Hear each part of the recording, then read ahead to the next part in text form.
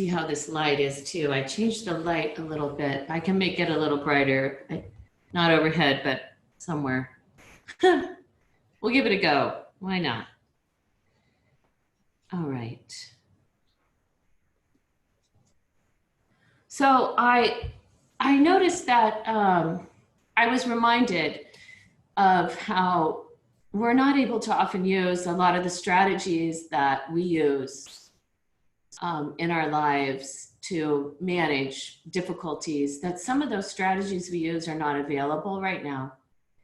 And it's asking of us to, we might feel some discomfort or some, something doesn't feel right. And it probably is related to the fact that something you often do that allows you to manage discomfort or whatever that shows up for you, you're not able to do right now, or you're not able to do it in the same way.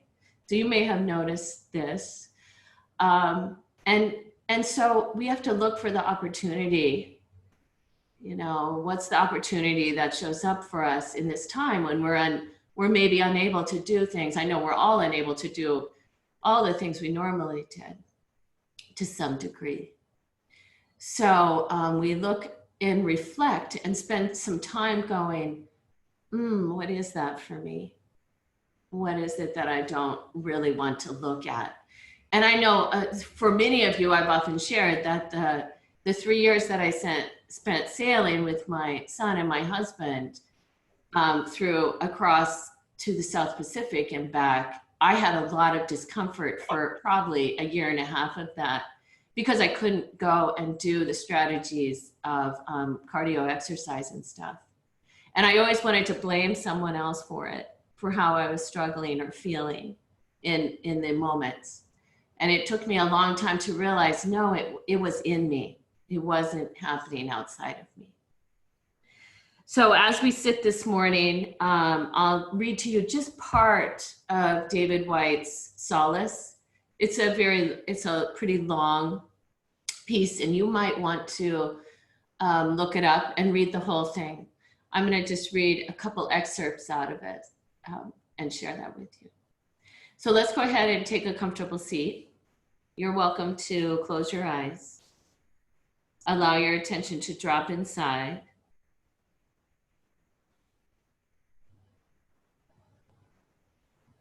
To connect to the earth.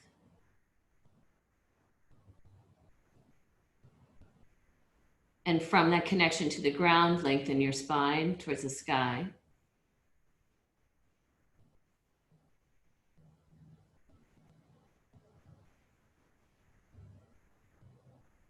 Deepen your inhale and connect to your breath.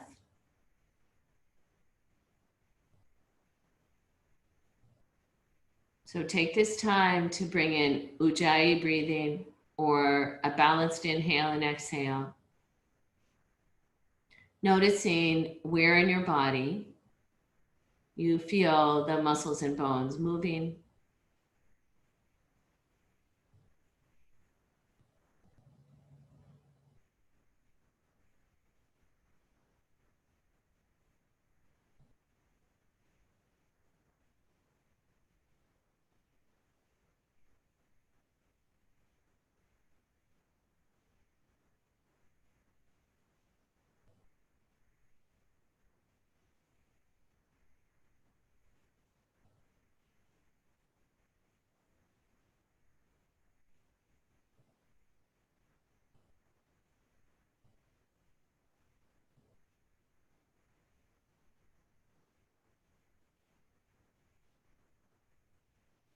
And also noticing the pause between the inhale and your exhale.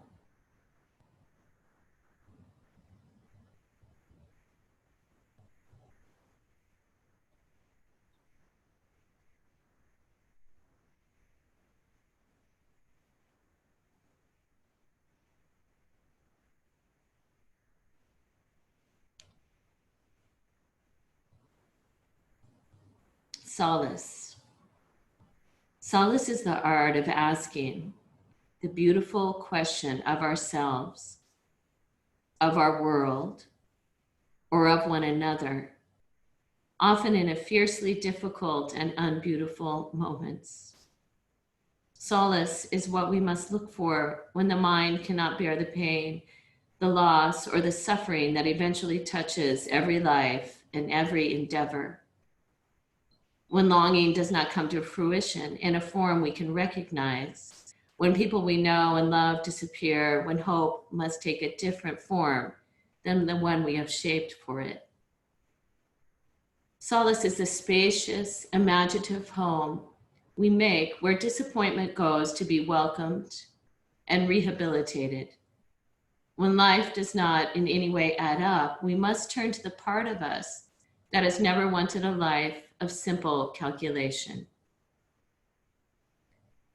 To look for solace is to learn to ask fiercer and more exquisitely pointed questions. Questions that reshape our identities and our bodies and our relation to others. Standing in loss, but not overwhelmed by it, we become useful and generous and compassionate and even more amusing companions for others. But solace also asks us very direct and forceful questions. Firstly, how will you bear the inevitable loss that will accompany you? And how will you endure its memory through the years? And above all, how will you shape a life equal to and as beautiful and as astonishing as a world that can birth you, bring you into the light, and just as you're beginning to understand, take you away?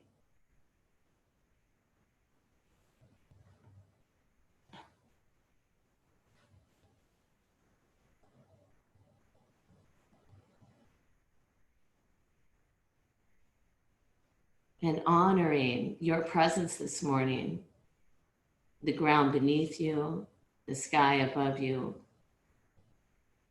Bring your hands together in front of your heart.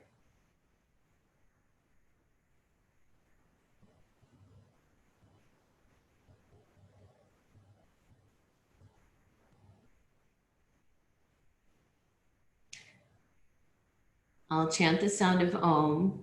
You're welcome to join me, and I'll sing Loka Samasta Sukhino Bhavantu 3 times. Taking a deep inhale to begin.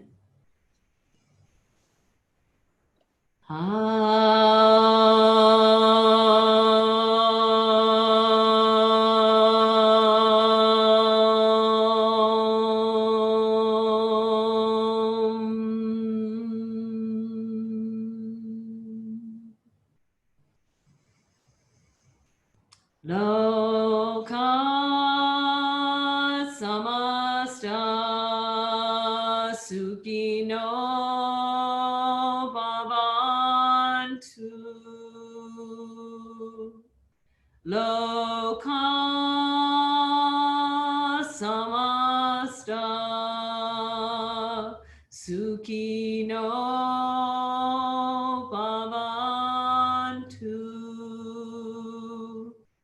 Loka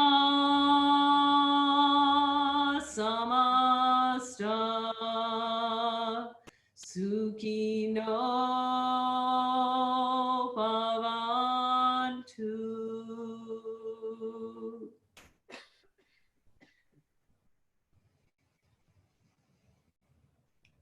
And with your next exhale, you can bow your head towards your heart. Release your hands and lift your gaze. And let's start our practice by coming up to standing.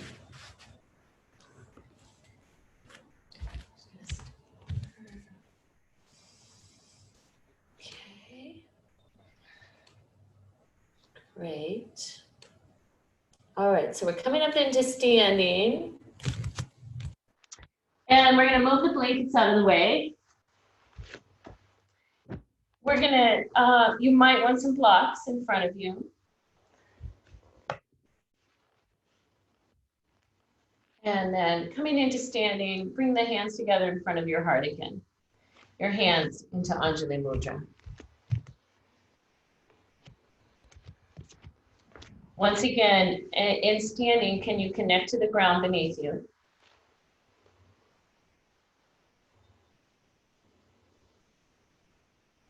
Lengthen the spine. So you might notice when you press into the earth, when you press into the ground, do you feel yourself lengthen all the way up inside of your body, all the way up? So there's this reciprocal relationship to gravity.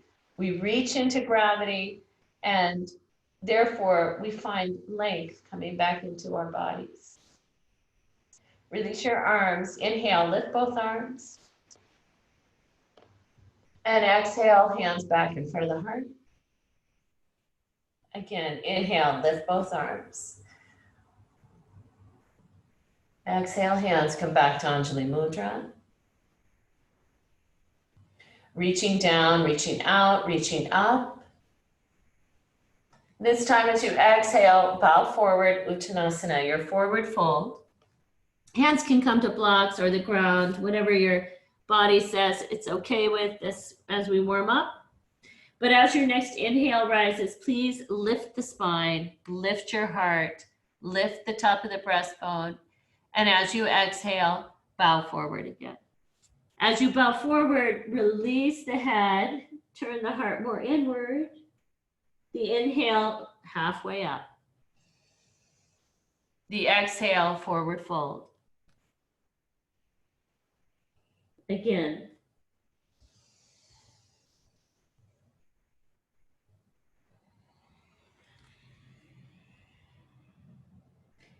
Take the hands on your hips. Inhale, come all the way up.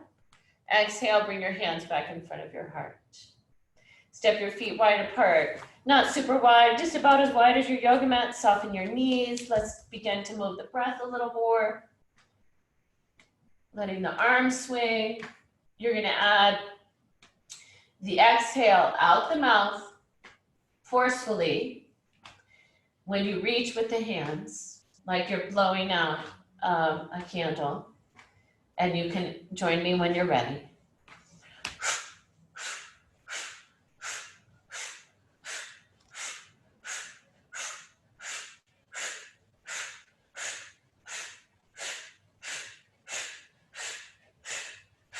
Five, 4, 3, 2, 1, and you slowly let everything come back to center.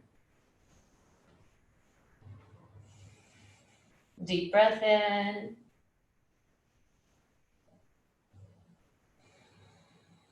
Let's step the feet back to hip distance. And we're going to take the 3 short, quick inhales with the arms. Inhale, inhale, inhale. As you exhale, you're going to bend both knees, open the hands up, releasing audibly out the mouth, letting go of that big sigh out. Here we go.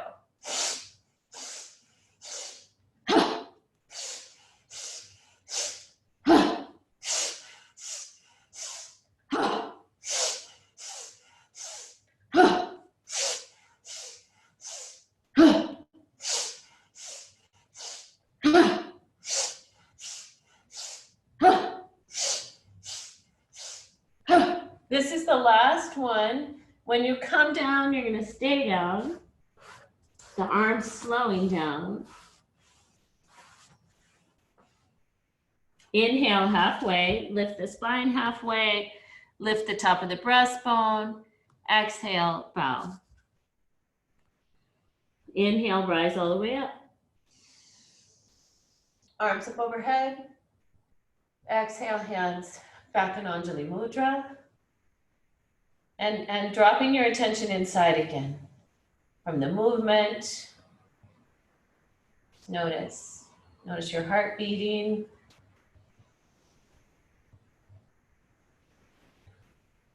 And then release both arms. So a couple areas I want to focus with as we practice today. I'm going to draw your attention towards while we're practicing. It's going to be, oh, the light's a little tricky now. Here's the pelvis. You have your sacrum. and the two ilia on either side of the sacrum. And in some of the poses, I'm going to ask you to really notice the space between your sacrum and either that one ilia or the other or both. How is that balanced? So so that space of where the sacroiliac joint is. How is the sacrum in its relationship to these two bones?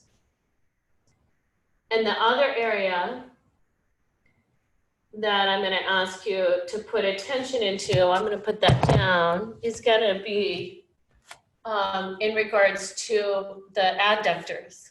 So let me remind you where they are. The inner thigh.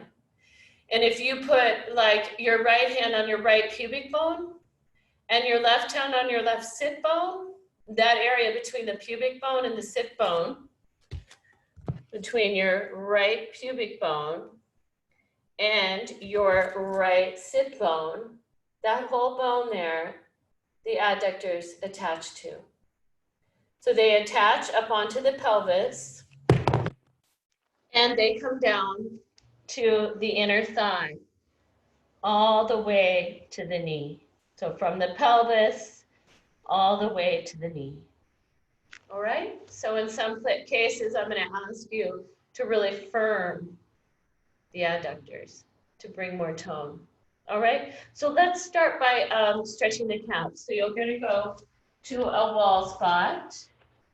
And at that wall, you're going to step, let's say, the right foot back. I'm going to turn sideways, pretending I have a wall. Right foot back, left foot forward. And in this one, you're at a wall, hands on the wall. Let's have the back foot turned a little bit out, just because we're going to have the back leg be more like some of the yoga poses we're going to do today. So you've got the back foot turned out a little, hands are up on a wall. Hands are probably about the height of your shoulders. And with that spot, your left knee is not past your left ankle.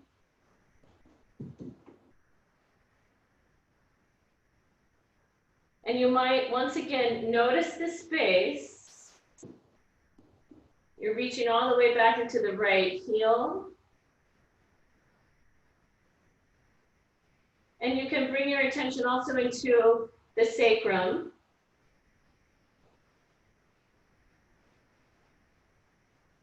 And just notice the space of your sacrum, its relationship to your right ilia in this pose with the right foot back, left foot forward where you're at the wall. And what happens to that relationship between the right ilia and the sacrum when you tone the right inner thigh, when you draw the right inner thigh in towards your right thigh bone?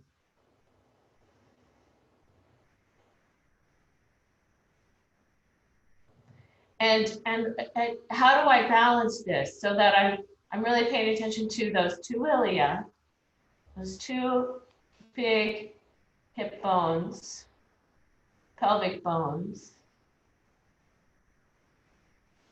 And can you also lift at the front of the chest while you're at the wall? Lift your chest up.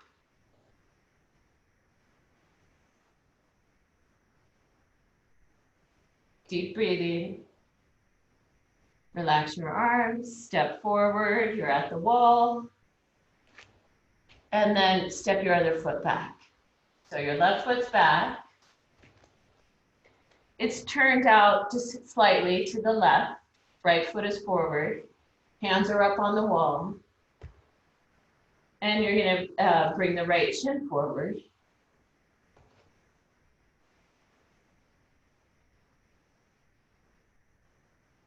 Notice the space. How is the sacrum? What is its relationship with those two big pelvic bones? Is one side feeling more compressed than the other?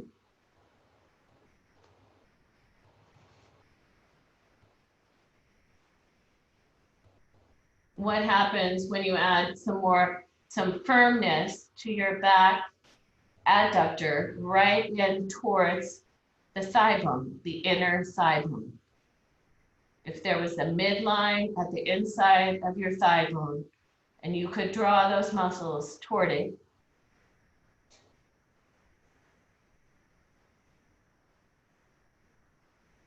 then you can relax your arms and inhale, step forward.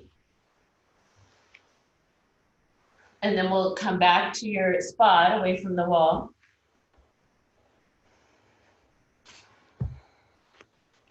And let's take one more forward fold Uttanasana. So inhale, lift both arms. Exhale, bow forward.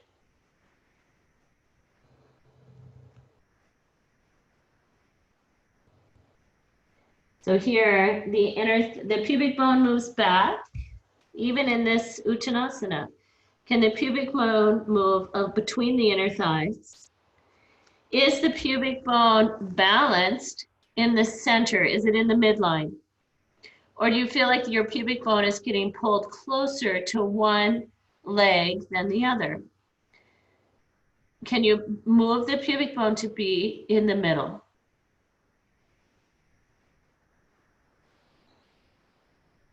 And then let's take the hands to the hips, come up to standing. We're going to take a wide stance for warrior two. You're going to turn right foot out, left foot in. You're probably lined up heel to heel. And when you're ready, inhale, reach your arms out. And exhale, warrior two.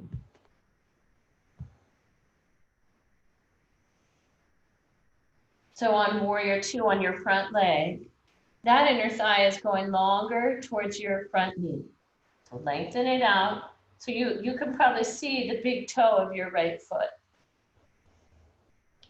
On the back leg, what happens when you add a little tone to right above your back knee on the inside, that lower adductor, tone that.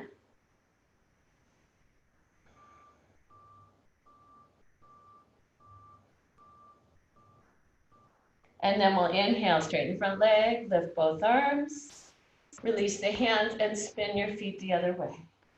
Inhale the arms out when you're ready. Exhale, warrior two. Right inner thigh goes long towards the right knee. Left inner thigh, sorry. And on the back leg, you're toning that adductor.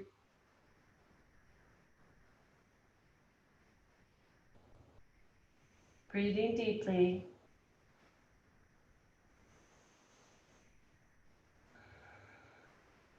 Then let's inhale, lift both arms, straighten the front leg. Exhale, release the arms. And let's step the feet back together. Mountain pose.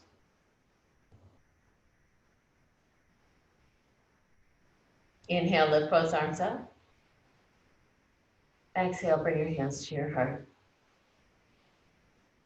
Step the feet wide again. We're going to take side angle. So you'll want probably a block at the right outer shin. Inhale the arms out when you're ready. Exhale. So now as you exhale, you're already moving the pelvis towards the back leg and lengthening the front inner thigh.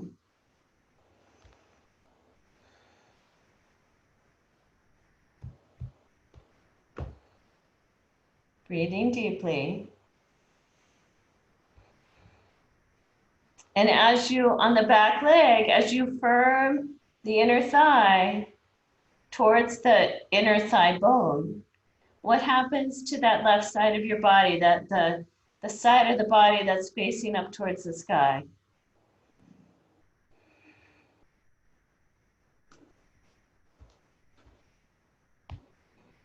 The heart is turning.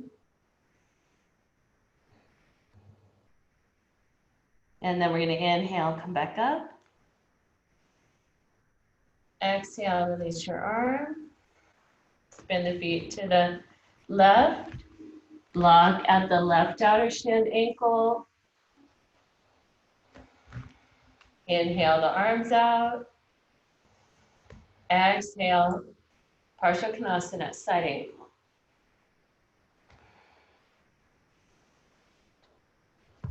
The right inner thigh lengthening towards the right knee. And toning the back inner thigh.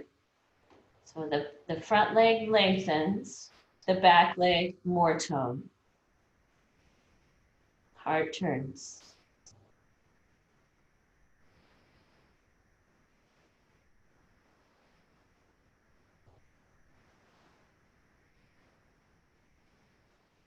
And then let's inhale, come up. Exhale, make the feet parallel. Take the hands to the hips. You might need your blocks because you're going to bow forward, wide-legged forward fold. So if you need blocks, put your hands on your blocks. Bring your attention to the sit bones and take the inner sit bone wide apart. Your pubic bone, you feel it moving between the inner thighs, depending on the length of your hamstrings. You might walk your hands back towards your feet.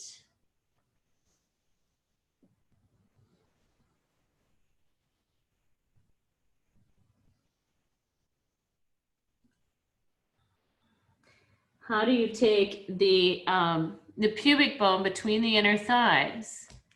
But can you keep the weight is still balanced in the heel? It's not just all falling into the midline of the foot, but how do you balance the weight in the foot?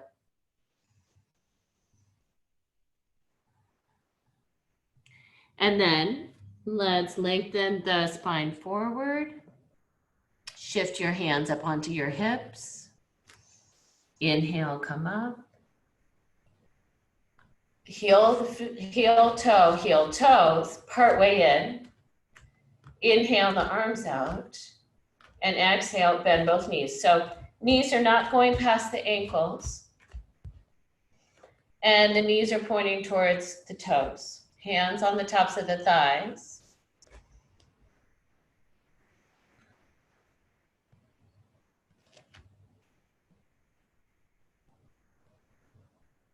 Even here, you can notice when you really tone the inner thighs, what does it do to the pelvis? When you don't have any tone in the inner thigh, where does the pelvis go? And can you find a little middle road there? Can you take the middle road? Little tone at the inner thigh. And then you're just gonna do a tiny shift to your right and a tiny one, not a lot, just a little movement, right and left.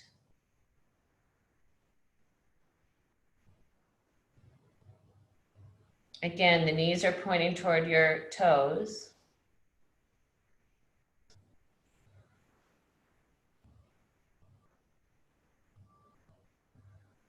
There's a little tone even at the inner thigh. And then I'm going to pause in the middle. Deep breath in.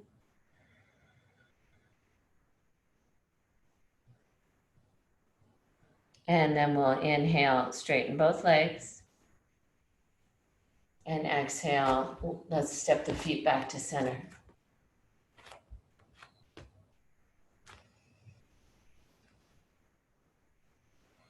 Inhale, lift both arms again. And exhale, bring your hands back in front of the heart.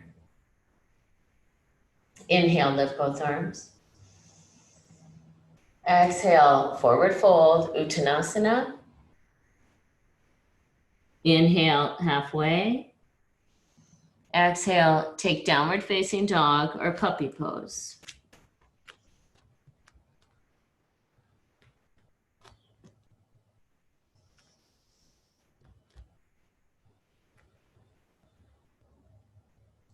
Deep breathing, keeping the breath moving, strongly reaching to the finger pads and the knuckles. The pubic bone is moving away from the navel. So your pubic bone is moving back between the inner thighs.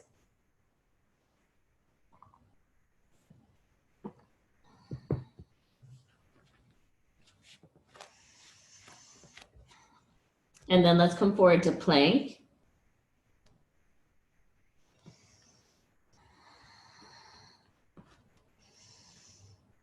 And in plank pose, the inner thighs are toned, both of them. They actually help you. They're connected fascially to the abdominal muscles. So the adductors are very critical. Then we're gonna lower the knees. They'll lightly touch. Inhale there, exhale, bring your chest to the ground. Take a deep breath while you're there. Complete exhale. Inhale, cobra. Exhale, lower. Inhale to all fours. And exhale, downward dog or puppy pose.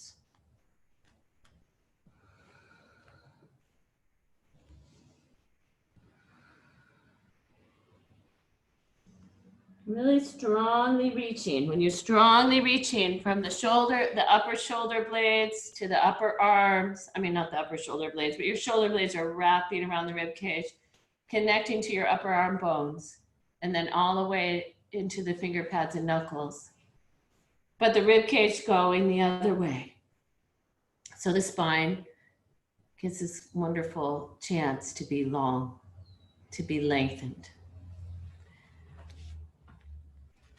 Inhale one more time, and as you exhale, go ahead and step forward toward your hands, or if you're in puppy, bring your hands back towards your knees. And we're all gonna come back up to standing. Arms up overhead. And hands back in front of the heart. And then release both arms. Okay, can you go to your spot where you have your chair, either put your chair on your mat, or maybe you're gonna use a different piece of furniture. You need to move towards that furniture. If you're using a chair, you're gonna be using probably the back of the chair, but it depends. Some of you, it depends on the length of the hamstrings. Okay, so if the camera was in a different spot, I'd put the back of the chair right up at the wall and pad the back of it to put my heel up there. But that wouldn't be able to show it to you very well. So I'm gonna put my chair like this. And then I'm gonna put a little padding on the back of that chair, a blanket. All right, so you're going to face whatever furniture that is that you're gonna put your leg upon. And so on my standing leg, I'm gonna stand right leg. So you're gonna stand on your right leg, turn the right foot out just slightly, like we did when we were doing the calf stretch at the wall. You'll shift the weight to the right and put the left leg up on the seat of the chair. So right leg is turned out slightly. We're gonna, we're kind of facing the chair, but we're not gonna square the pelvis perfectly forward. You can experiment when you have your leg up, wherever you've decided to put it. If you square your pelvis perfectly forward, notice what's happening at the back of the pelvis between the ilia and the sacrum. It's not that I have pain. It's not about pain. It's more about the space on the two sides. So what happens when you just turn the pelvis a little bit towards the right. If I go too far to the right, it changes what's happening with this foot orientation. So where's the middle? Where's the spot where I still feel I can be spacious across the back of the ilia between the sacrum and those two pelvic bones? And then can you tone the standing leg adductor, the inner thigh, draw it into the thigh bone, and inhale, lift both arms. So you're firming the standing legs, inner thigh, lengthening all the way through your sides.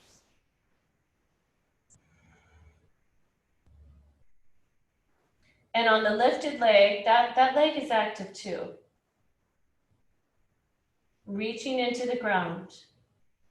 Really feel the inner thigh reach into the right thigh bone.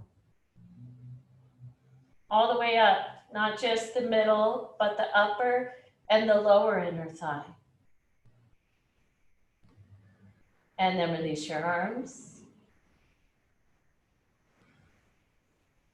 Step down. And let's take the second side. So I'm going to turn my left foot out slightly and put my right leg up onto the back of this chair.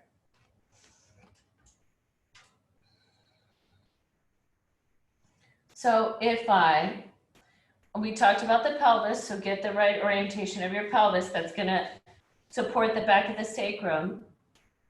And then you might notice, like without engaging the inner thigh, you might notice the standing leg hip joint. What's the space like at the front of that hip?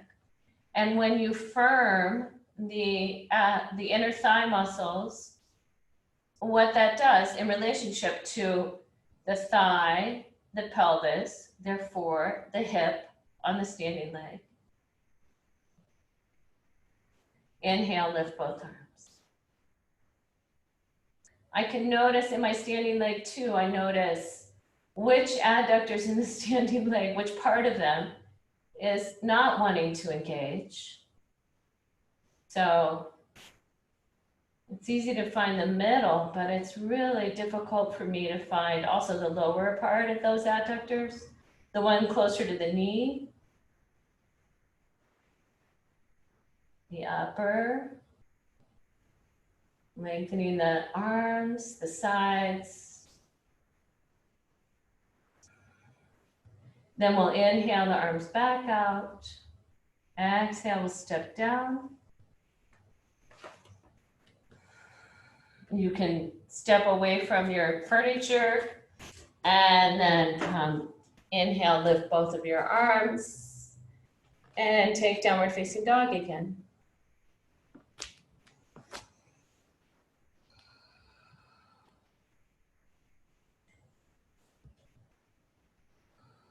To enjoy a moment of symmetry.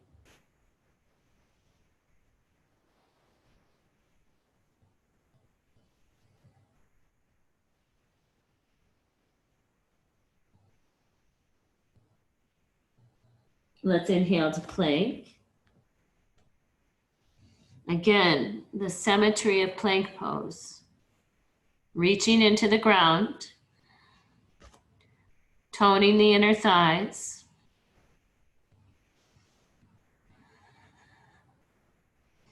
So I can tone the inner thighs, but that doesn't mean that I lift my butt higher in the air, right? So I'm still staying in that plank shape.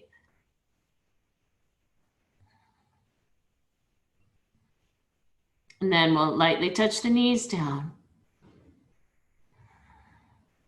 Exhale the chest to the ground. Inhale, cobra.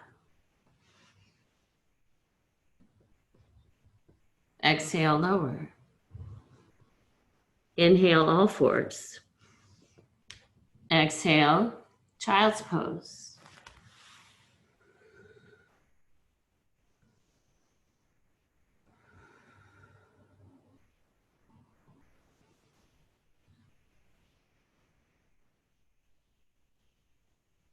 And child's pose might feel like that moment of solace. It might feel like a place you can go.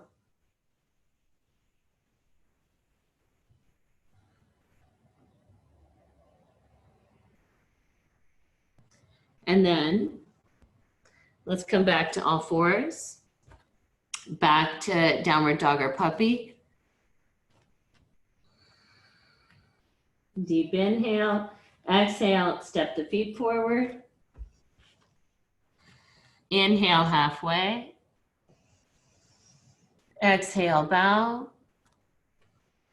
Inhale, rise all the way up.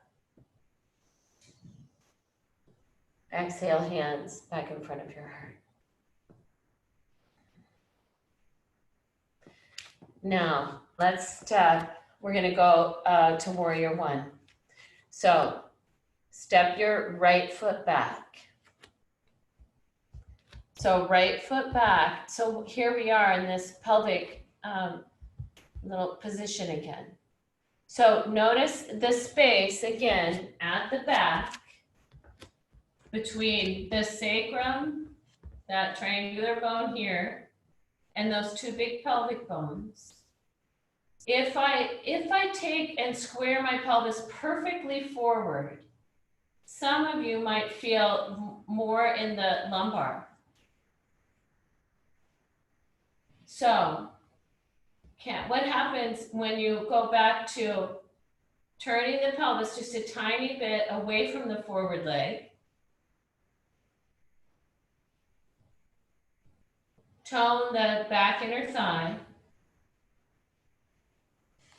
Inhale, lift your arms. And exhale, come to warrior one.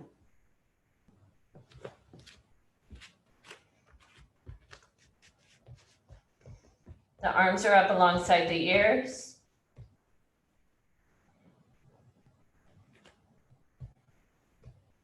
And on the back inner thigh, tone it towards the bone, the thigh bone.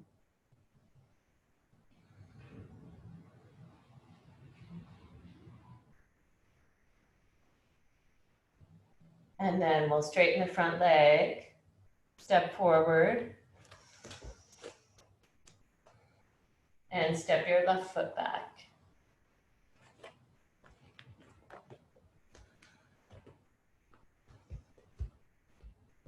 So once again, you get this idea, where is the pelvis? So it's not perfectly squared. There's a slight turn. How does that support me through my low back and the back of the sacrum and those two big hip points? Inhale, lift both arms. And exhale to warrior one. Tone at the back inner thigh. And lift your heart.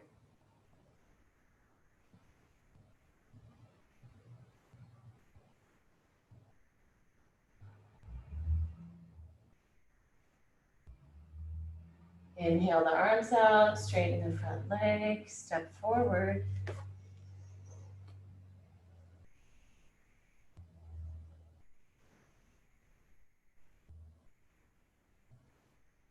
And release both arms.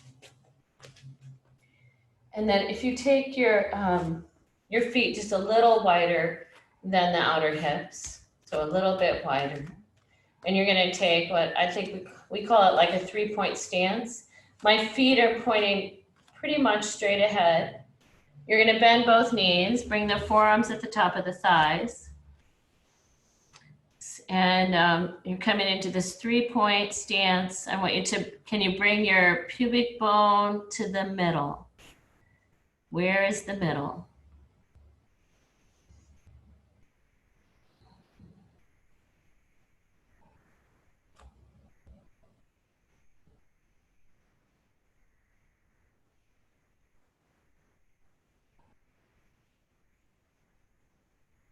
If you notice that the pubic bone, if your pubic bone is pulled more to one side, can you notice the weight in that heel? And when you put a little more weight into maybe that heel to help you bring your pubic bone towards midline, can you also notice the back of the sacrum on that side? Put your felt sense in there and help hydrate those fibers a little bit. Maybe it feels more compressed on that side of the sacrum. Maybe the texture of the sacrum on that side has a different quality than the other side.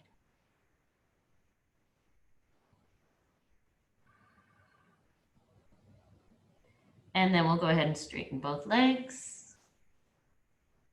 All right. So I want to take Parshva Tanasana. So that's where we have two straight legs and we bow forward. And so you might want either the seat of a chair, maybe 2 blocks, maybe 4 blocks, maybe 2 blocks and some large books. I don't know. Depends a lot on the hamstrings. Maybe I'll go sideways like that. That might be easier.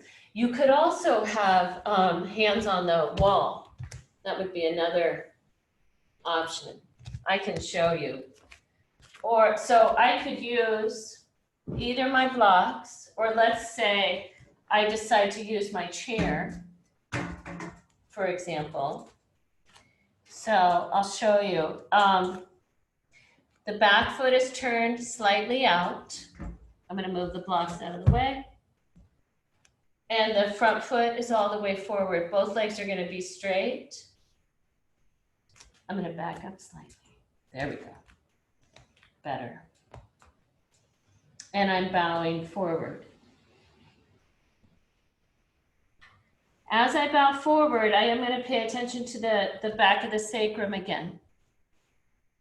Pubic bone, my pubic bone is, as my inner thigh on this leg goes towards the knee, on the front leg, the pubic bone is going back.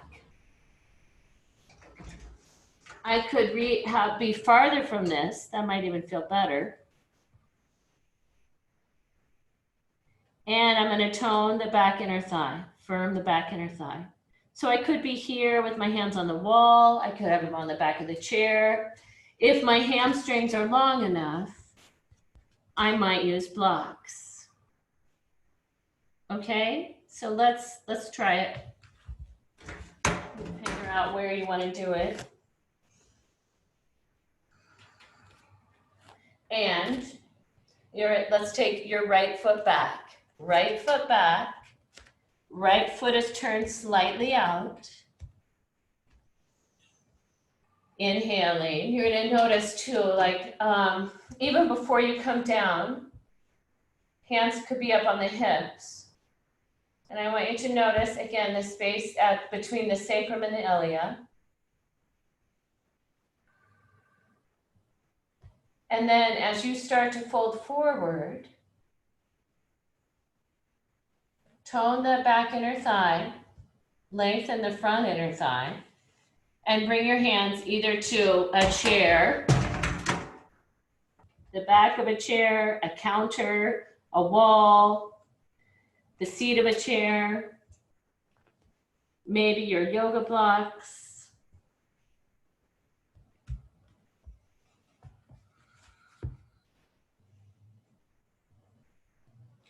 Because right now I want to pay attention to the relationship between my sacrum and the ilia.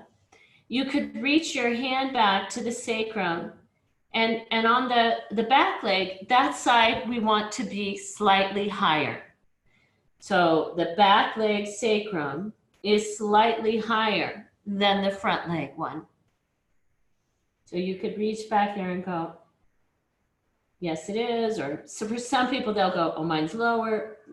Make sure on the back leg side, lift it up a tad.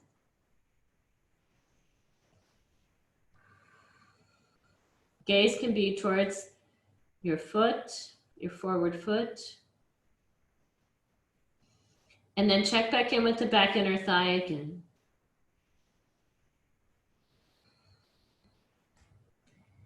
Then you're going to start to shift the hands. Take them wide. And come up to standing. Step forward. Pause. Just to notice the difference in the right and left sides. Does one leg feel longer than the other? Let's step the other foot back. So right foot forward, left foot is back. My left foot is turned out slightly. And the width between my feet, that's another part of this pose. Because for some people, when you take some of you, noticing the back of the sacrum, some of you are going to need the feet to be wider from left to right. Other people will be able to bring them closer. It depends what's happening at the back of your sacrum. How do you create that space? And then when you're ready, inhale the arms wide. And exhale, start to bow forward.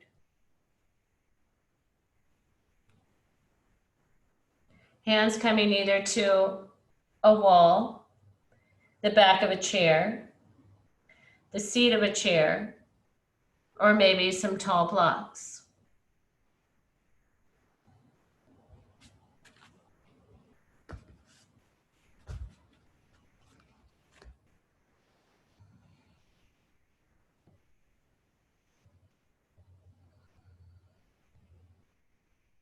So you're lengthening the front inner thigh towards the knee, the middle and lower fibers towards the knee. The back inner thigh, add a little more tone to it. What happens to the spine when you tone the back inner thigh?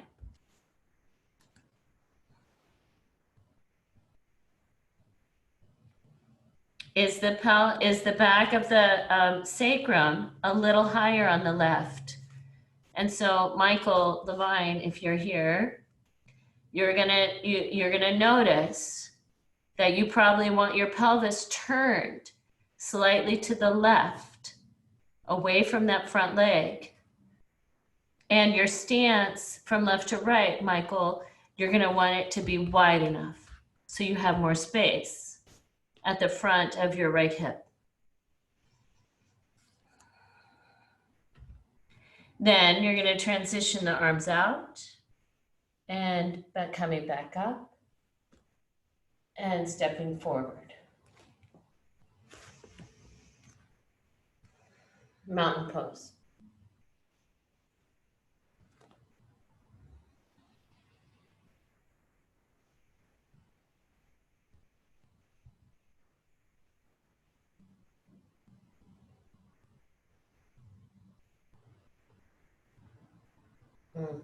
Let's take one more, excuse me. Uttanasana. Uttanasana, forward fold. So we can, again, find symmetry.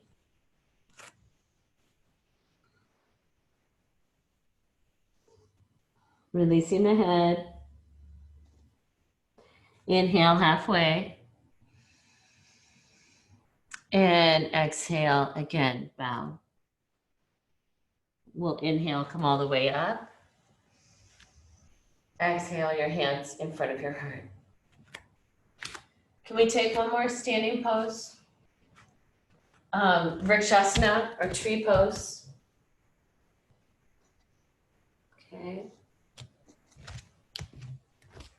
And again, a wall is so great for tree pose. So you're welcome to go stand by your wall. I wish I had like a wall so I could really show you better. If you're going to stand with the wall and you're going to shift the weight and the wall will be on your left.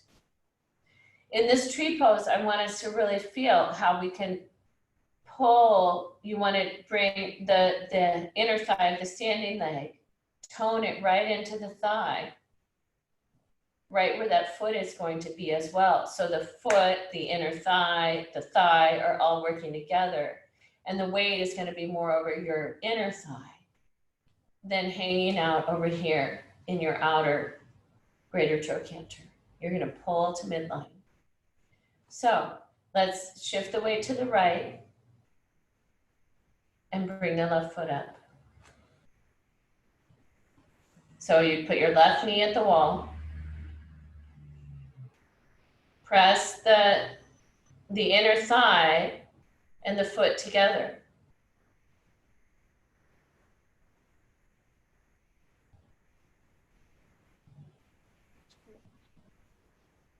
And then we're going to come out. Just a brief visit, because I just want you to feel that tone at the inner thigh, and how you're shifting into midline.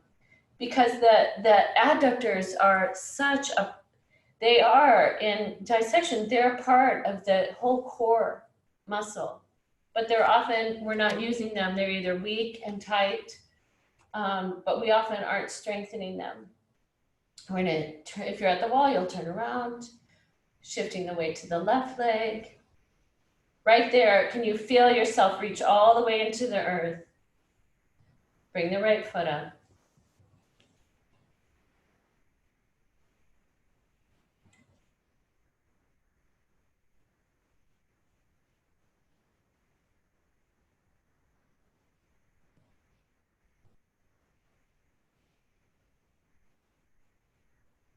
And then release. Great. All right, so let's come down to the ground. We're going to come down to the ground. Let's take Anatasana. We did this yesterday. Serpent, the serpent on the couch. And I said, sometimes it's nice to have a blanket underneath the side body. So you might grab one of your blankets. You can open it up. And I'm going to lie down on the left side to start. When you lie down on your left side and you bring your left elbow out and you take your hand and you cup the back of your head, the back of the skull in your left palm, you're in a straight line. So you might feel yourself, if you don't really add a little strength, you tip over backwards.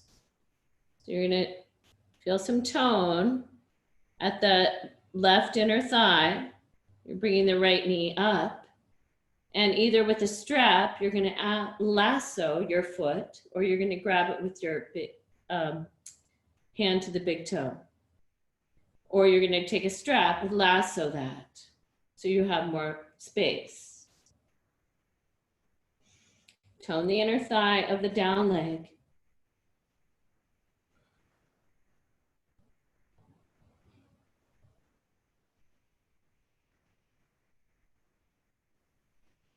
The chin is toward the throat. So the back of the neck is long as the hand cups the back of the occiput.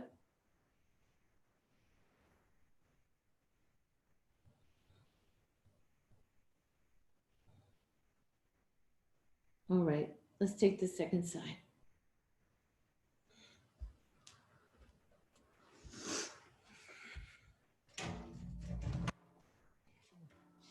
Second side. So the hand at the back of the skull, the elbow straight out, the body is long. If you have a loop in your strap, you just put it around your foot and ankle so that when you take your leg up, you can hold onto your strap. Some of you might be able to hold onto your big toe. Tone the inner thigh of the down leg towards the bone.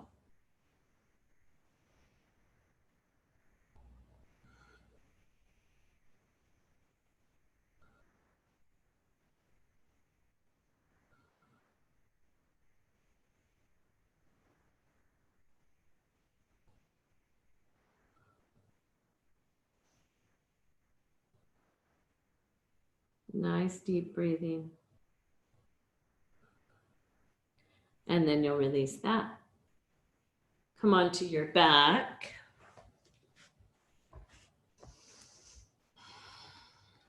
Cross your ankles, your shins, not your ankles. Cross your shins. And then can you either take a strap around the feet to hold the strap, or take the hands to hold the little toe side of your feet. So here we get to experience the back of the sacrum and the ilia to be broad on the horizontal, more spacious.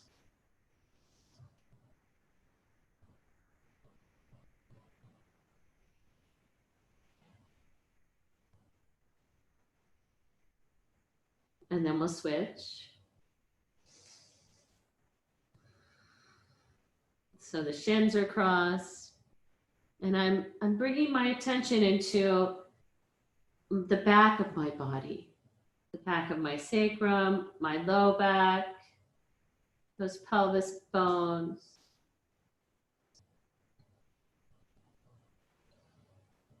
And then we're going to take soles of the feet together, grab onto the shins or the ankles, Baddha Konasana.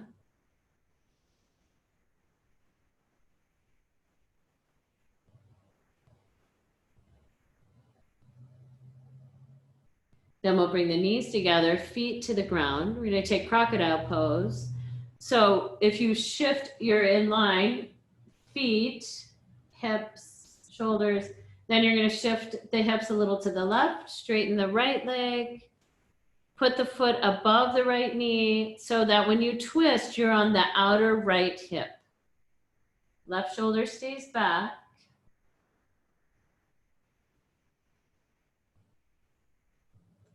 Then I could tone the bottom leg, inner thigh, and see what that does for my pose.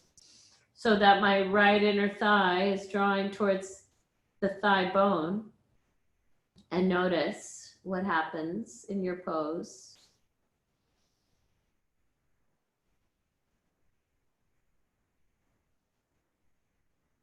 Come back to center.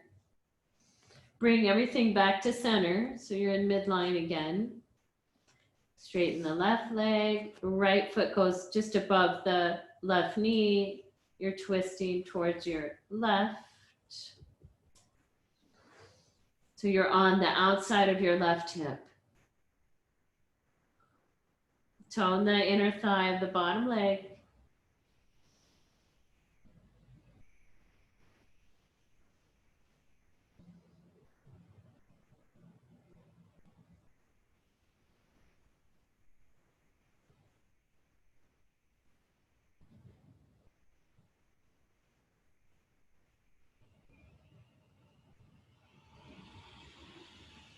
Come back to center.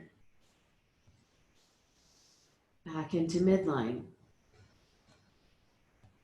Take the arms, palms are going to be facing the sky. You're taking the arms overhead. Palms facing the sky.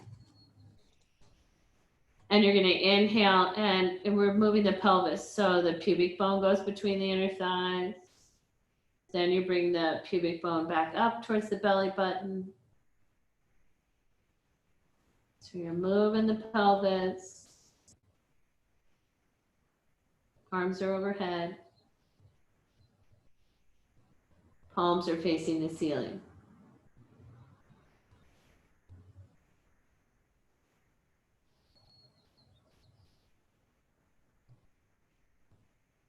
One more, where the pubic bone goes between the inner thighs. Then the pubic bone comes back towards the belly button. Now you're going to bring the knees up, hands around to hug the knees to the chest. Just inhale, take the knees and arms length away. And exhale, hug your knees back in. And do that 4 more times.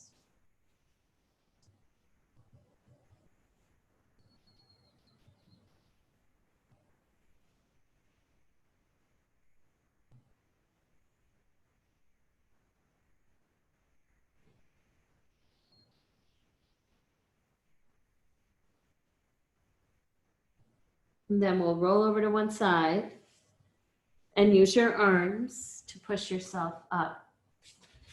Okay, so can we take a seat for Nadi Shodhana, alternate nostril breathing? Then we'll have Shavasana. So your seat could be in a chair, or it could be, you know, on the ground, something comfortable.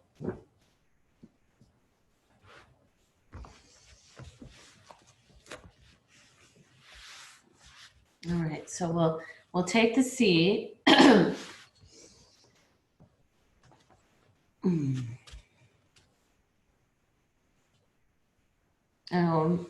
don't know. Do you need to blow your nose? I'm not sure. You get to decide.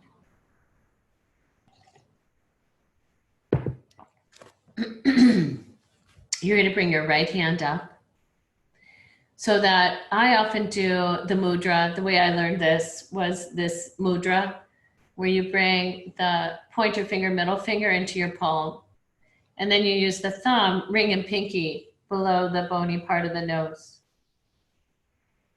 And you'll inhale through both nostrils and exhale through both nostrils.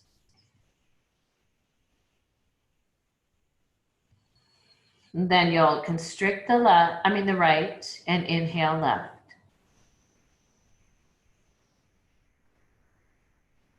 Constrict the left and exhale right. Inhale right. Exhale left. And so that's one round. Keep going. Inhale left.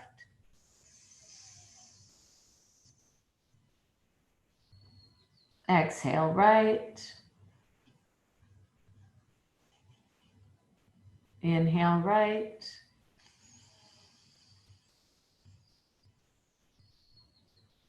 Exhale left. And please do 4 more rounds. At the end of your 4th round, you can take yourself to Shavasana.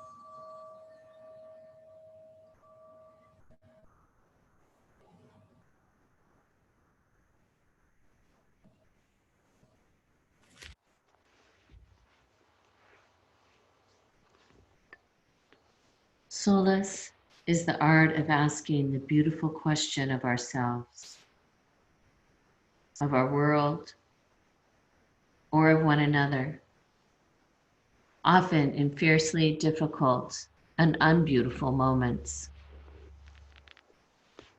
Solace is what we must look for when mind cannot bear the pain, the loss, or the suffering that eventually touches every life and every endeavor.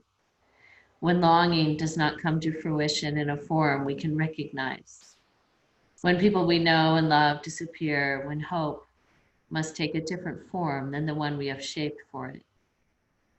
Solace is the spacious, imaginative home we make, where disappointment goes to be welcomed and rehabilitated. When life does not in any way add up, we must turn to the part of us that has never wanted a life of simple calculation. To look for solace is to learn to ask fiercer and more exquisitely pointed questions. Questions that reshape our identities and our bodies and our relation to others.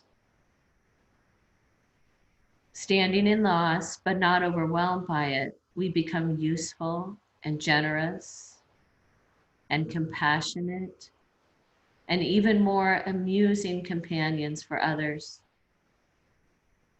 But solace asks us very direct and forceful questions. How will you bear the inevitable loss that will accompany you? How will you endure its memory through the years? And above all, how will you shape a life equal to and as beautiful and as astonishing as a world that can birth you, bring you into the light, and then, just as you were beginning to understand it, take you away?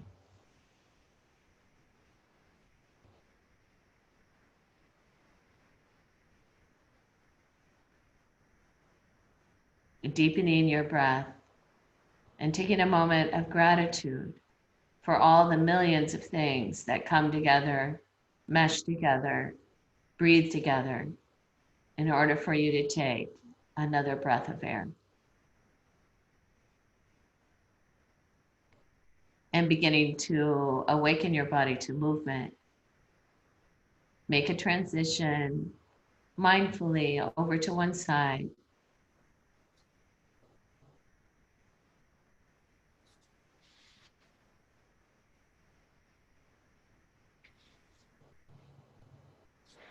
And use the support of your arms as you press yourself back up to sitting.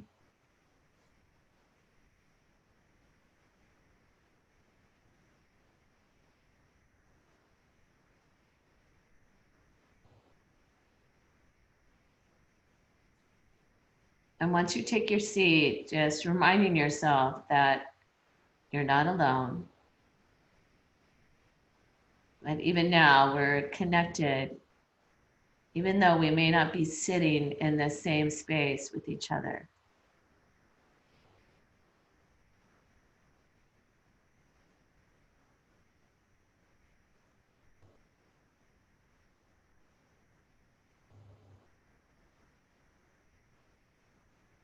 And honoring your presence, bring your hands together in front of your heart.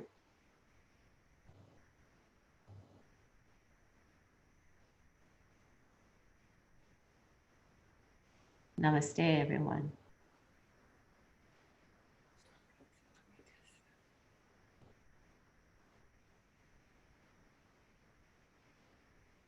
Thank you.